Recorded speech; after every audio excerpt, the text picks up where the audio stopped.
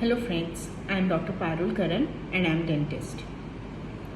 और आज का टॉपिक है रूट कैनाल थेरेपी या फिर आप इसको रूट कैनाल ट्रीटमेंट भी बोल सकते हैं। तो आज के टॉपिक में मैं आपको ये बताऊंगी कि रूट कैनाल क्या होता है और क्यों करते हैं, कब करते हैं। क्योंकि बहुतों को ये नहीं मालूम है कि रूट कैनाल प्रोसीजर क्या होता है। पेशेंट बोलते हैं रूट कैनाल में दांत निकाल देते हैं। नहीं, दांत नहीं निकालते हैं। रूट कैनाल जो रूट कैनाल है वो सबसे सेफ ट्रीटमेंट है।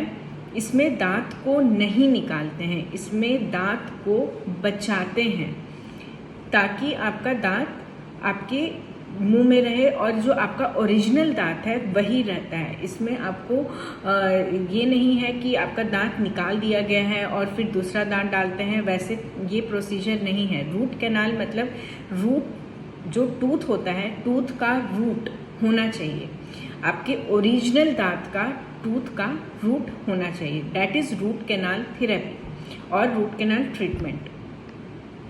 तो ये कब किया जाता है?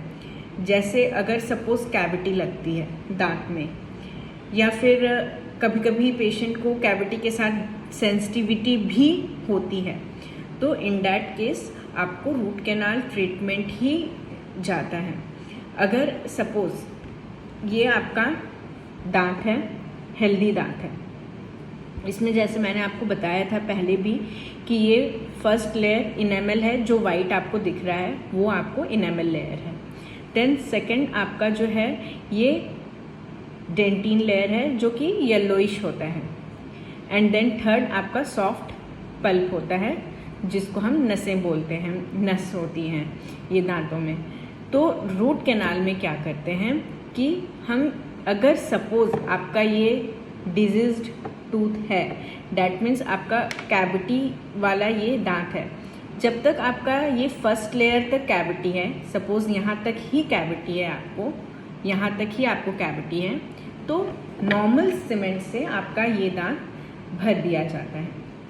अगर आपका सेकेंड लेयर में भी कैविटी चला गया है और कैविटी के साथ आपको सेंसिटिविटी भी है, तो उस केस में हम इसको नॉर्मल सीमेंट से और 2 सीमेंट डालते हैं ताकि आपका जो सेंसिटिविटी है वो कंट्रोल हो जाए एंड आपका जो नॉर्मल सीमेंट है उससे आपका दांत बिल्डअप हो जाए।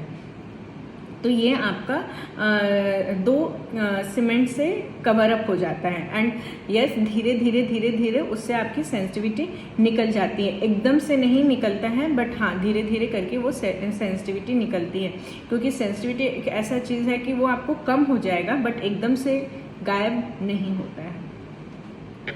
फिर हम आते हैं इस पे, ये जो आपका रूट्स हैं। तो अगर आपके नसों तक अगर आपके नस को टच हो गया है कैविटी, तो आपको डेफिनेटली पेन होगा यहाँ पे। डैट मीन्स आपको यहाँ पे पस हो रहा है, जैसे यहाँ पे आपको दिखाया गया है कि यहाँ पे आपको पस है, क्योंकि यहाँ से खाना जा रहा है, थ्रू एंड थ्रू ओपन है, यहाँ से खाना जा रहा है, तो यहाँ पे आपको पस डिपॉजिट हो गया है।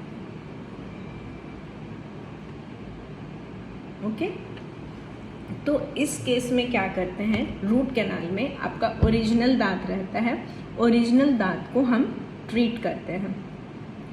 जो ये आपकी जो नसें हैं वहाँ तक हम साफ करते हैं, मेडिसिन उसमें डालते हैं, फिर दांत को छोड़ते हैं।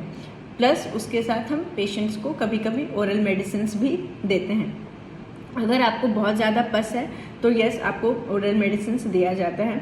अगर आपको उतना पस नहीं है तो फिर आपको जस्ट नॉर्मल पैरासीटामोल पे भी हम लोग छोड़ देते हैं, इतना ज़्यादा मेडिसिन देने की ज़रूरत नहीं रहती है। तो हम सिर्फ केवल उसको पैरासीटामोल पे या नॉर्मल पेन किलर पे उस पर रख देते हैं, क्योंकि यस अगर काम करते हैं तो डेफिनेटली थोड़ा पेन होता है उस दिन।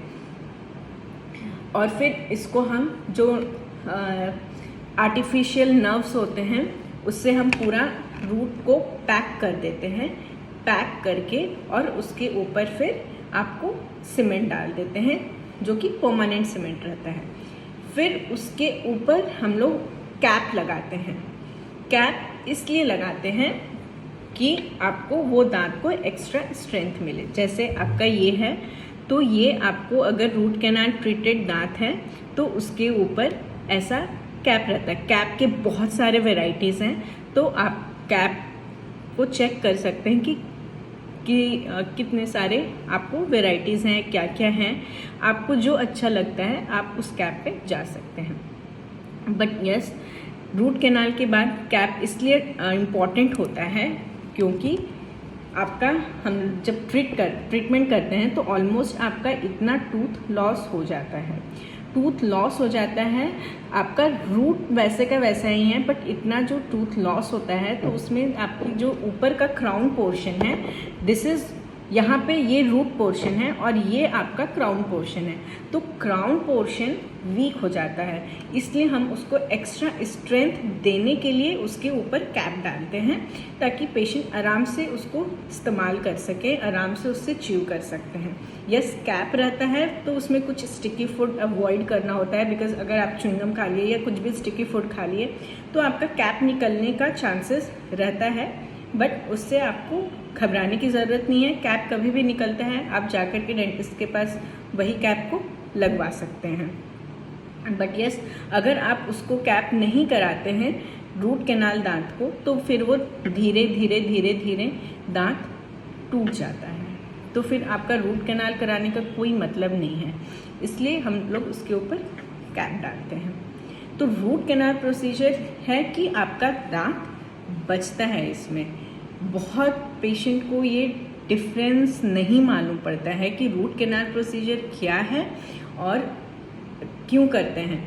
ऑब्वियसली रूट कैनाल में हम दांत बचाते हैं, ये सबसे सेफ ट्रीटमेंट है। ओके, अगर आपको रूट कैनाल ट्रीटमेंट का प्रोसीजर समझ में आया और क्यों किया जाता है, देन प्लीज़ कमेंट में इन माय कमेंट बॉक्स। अगर आपके पास कुछ भी क्वेश्चन है, कुछ भी समझने में नहीं आया है, देन प्लीज़ आप मुझसे पूछ सकते हैं। Thank you for listening my video. कुछ भी अगर मेरे वीडियो से हेल्प हो रहा है तो आपको thanks, and please subscribe my channel, please share and like. Thank you.